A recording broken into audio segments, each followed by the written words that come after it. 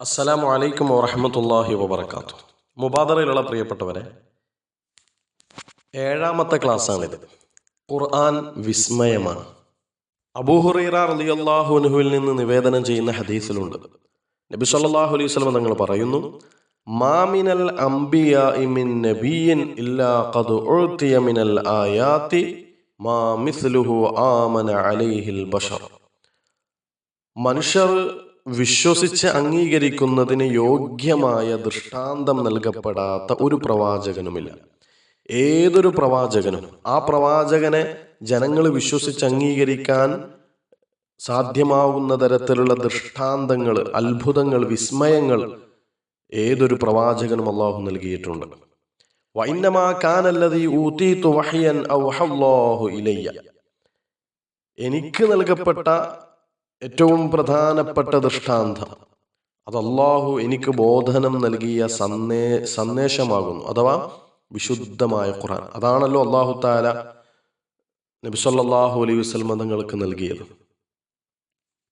അപ്പോൾ ജനങ്ങൾക്ക് വിശ്വസിച്ച് അംഗീകരിക്കാൻ പാകത്തിലുള്ള, അതിന് സാധ്യമാകുന്ന തരത്തിൽ അല്ലാഹു തആല നബി സല്ലല്ലാഹു അലൈഹി വസല്ലം തങ്ങൾക്ക് നൽകിയ ദൃഷ്ടാന്തം അത് വിശുദ്ധമായ ഖുർആനാണ്.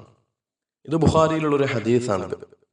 ഈ ഹദീസിനെ വ്യാഖ്യാനിച്ചുകൊണ്ട് മഹാനായ മുല്ല അലിയുൽ ഖാരി റളിയല്ലാഹു അൻഹു മഹാനവറുകൾ പറയുന്നുണ്ട്, ഓരോ പ്രവാചകനും തൻ്റെ വാദം സ്ഥാപിക്കുന്നതിനു വേണ്ടി, അഥവാ ലാ ഇലാഹ ഇല്ലല്ലാഹ് എന്ന തൗഹീദ് അത് പ്രചരിപ്പിക്കുന്നതിന് വേണ്ടി കാലോചിതമായ അസാധാരണമായ സംഭവങ്ങൾ, മുഅ്ജിസത്തുകൾ, വിസ്മയങ്ങൾ, ദൃഷ്ടാന്തങ്ങൾ പ്രത്യേകമായി നൽകപ്പെട്ടിട്ടുണ്ട്.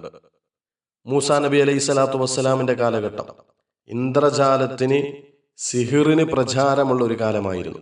അപ്പോൾ അതിനെ വെല്ലുന്ന രൂപത്തിലുള്ള മുഅ്ജിസത്തുകളാണ് മഹാനായ മൂസാ നബി അലൈഹി സ്വലാത്തു വസ്സലാമിന് അല്ലാഹു തആല നൽകിയിട്ടുള്ളത്. അഥവാ വടിയിട്ടാൽ അത് പാമ്പാവുക, സർപ്പമാകുന്ന വടി, പിന്നെ കൈ പ്രകാശിക്കുക, പ്രകാശിക്കുന്ന കൈ, അതൊക്കെ അല്ലാഹു തആല മൂസാ നബി അലൈഹി സ്വലാത്തു വസ്സലാമിന് നൽകിയ മുഅ്ജിസത്താണ്. കാരണം എന്താണ്? അതുപോലെയുള്ള അത്ഭുതങ്ങളാണ് സിഹിറിലൂടെ, മാരണത്തിലൂടെ, ഇന്ദ്രജാലത്തിലൂടെ അന്ന് ആ കാലഘട്ടത്തിലുള്ള ആളുകൾ കാണിച്ചു കൊണ്ടിരിക്കുന്നത്. അപ്പൊ അതിനെ വെല്ലുന്ന വലിയ മുഅ്ജിസത്തുകളാണ് മൂസാ നബിക്ക് അല്ലാഹു അന്ന് നൽകിയത്. അതുപോലെ ഈസാ നബി അലൈഹി സ്വലാത്തു വസ്സലാമിന്റെ കാലഘട്ടം അന്ന് ചികിത്സയിൽ വലിയ അത്ഭുതങ്ങൾ കാണിക്കുന്ന ഒരു കാലഘട്ടമായിരുന്നു. ഏത് വലിയ രോഗവും ചികിത്സിച്ച് ഭേദമാക്കുന്ന കാലം. എന്നാൽ അതിനെ വെല്ലുന്ന വലിയ മുഅ്ജിസത്ത് നൽകി. എത്രത്തോളം എന്ന് പറഞ്ഞാൽ, മരിച്ചവരെ ജീവിപ്പിക്കുക, കണ്ണ് കാണാത്തവർക്ക്, അതുപോലെ തന്നെ വെള്ളപ്പാണ്ടുകളുള്ള ആളുകൾ, അവരെല്ലാം സുഖപ്പെടുത്തുക, അന്ധന്മാർക്ക് കാഴ്ച ലഭ്യമാകുന്ന തരത്തിലുള്ള മുഅ്ജിസത്തുകൾ, മരിച്ചവരെ ജീവിപ്പിക്കുക. എന്ന് ആലോചിച്ചു നോക്കൂ. രോഗിയെ സുഖപ്പെടുത്തുക എന്ന വലിയ അത്ഭുതങ്ങൾ കാണിക്കുന്ന ഒരു കാലഘട്ടത്തിൽ അതിനേക്കാൾ അപ്പുറം മരിച്ചവരെ ജീവിപ്പിക്കുക എന്ന അത്ഭുതം മഹാനായ ഈസാ നബി അലൈഹി സ്വലാത്തു വസ്സലാമിന് അള്ളാഹു നൽകിയിട്ടുണ്ട്. അത് മുഅ്ജിസത്തായിട്ട് അള്ളാഹു നൽകിയിട്ടുണ്ട്.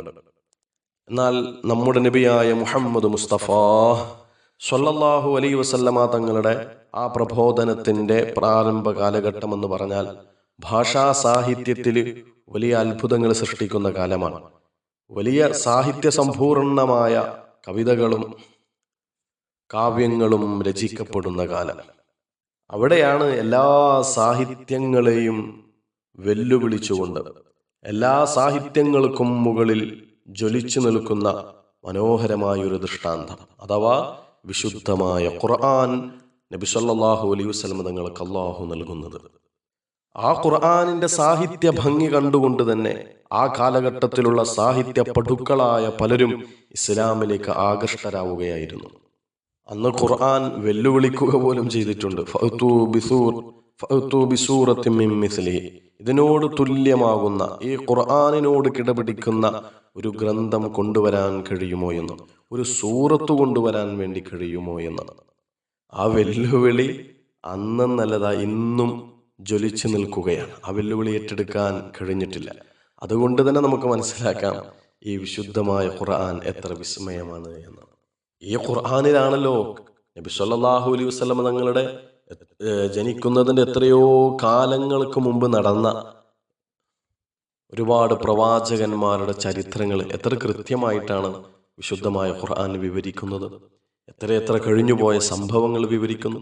അതുപോലെ വരാനിരിക്കുന്ന എത്രയെത്ര കാര്യങ്ങൾ. എന്നാൽ ഖുർആൻ ഒരു ചരിത്ര ഗ്രന്ഥമാണോ? അല്ല. അതൊരു സാഹിത്യ ഗ്രന്ഥമാണോ? അല്ല. അതൊരു ശാസ്ത്ര ഗ്രന്ഥമാണോ? അതുമല്ല. എന്നാൽ അത് അല്ലാഹുവിൻ്റെ കലാമാണ്. കലാമുല്ലാഹ്, ഏത് കാലത്തും അനുയോജ്യമായ അല്ലാഹുവിൻ്റെ കലാം. ശാസ്ത്രം ഇന്ന് കണ്ടുപിടിച്ച എത്രയോ കാര്യങ്ങൾ ശുദ്ധമായ ഖുർആൻ അതിലേക്ക് മനോഹരമായ സൂചനകൾ തന്നിട്ടുണ്ട്. ആ ഖുർആനും ശാസ്ത്രവും തമ്മിലുള്ള വിഷയങ്ങൾ പഠിക്കുമ്പോൾ നമ്മൾ വല്ലാതെ അത്ഭുതപ്പെടും. പടച്ചവനെ, എത്രയെത്ര രഹസ്യങ്ങളാണ് ഖുർആനിൽ ഒളിഞ്ഞു കിടക്കുന്നത് എന്ന്. ഖുർആനിൻ്റെ മറ്റൊരു വിസ്മയമാണ്, അതൊരു മാറ്റത്തിരുത്തലുകൾക്കും വിധേയമാക്കപ്പെട്ടിട്ടില്ല.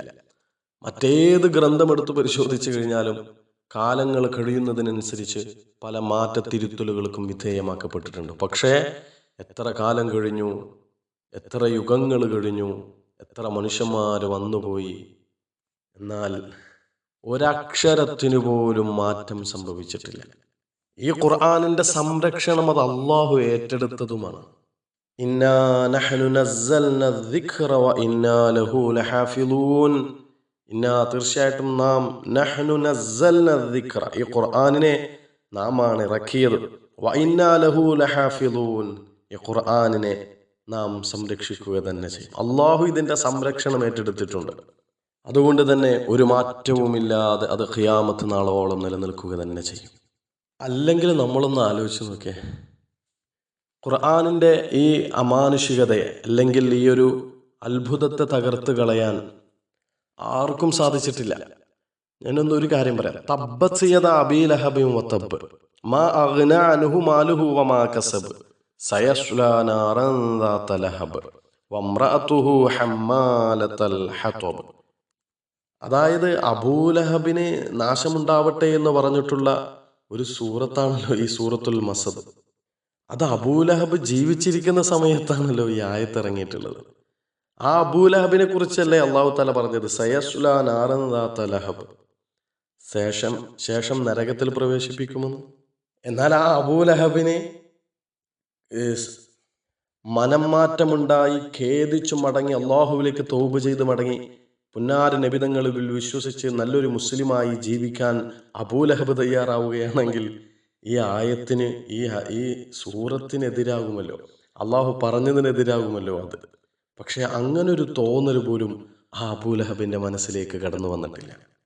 നമ്മളൊന്ന് ആലോചിച്ച് നോക്കിയാൽ, അങ്ങനെ അബൂലഹബ് ചെയ്തിരുന്നെങ്കിൽ, നല്ലൊരു മുസ്ലിമായി അള്ളാഹുവിലേക്ക് ഖേദിച്ചു മടങ്ങി പ്രവാചകനിൽ വിശ്വസിച്ച് ഖുർആനിൽ വിശ്വസിച്ച് നല്ലൊരു മുസ്ലിമായി ജീവിക്കാൻ തയ്യാറാണെങ്കിൽ അള്ളാഹു തആല ഈ പറഞ്ഞ കാര്യത്തിന് എതിരാകുമല്ലോ.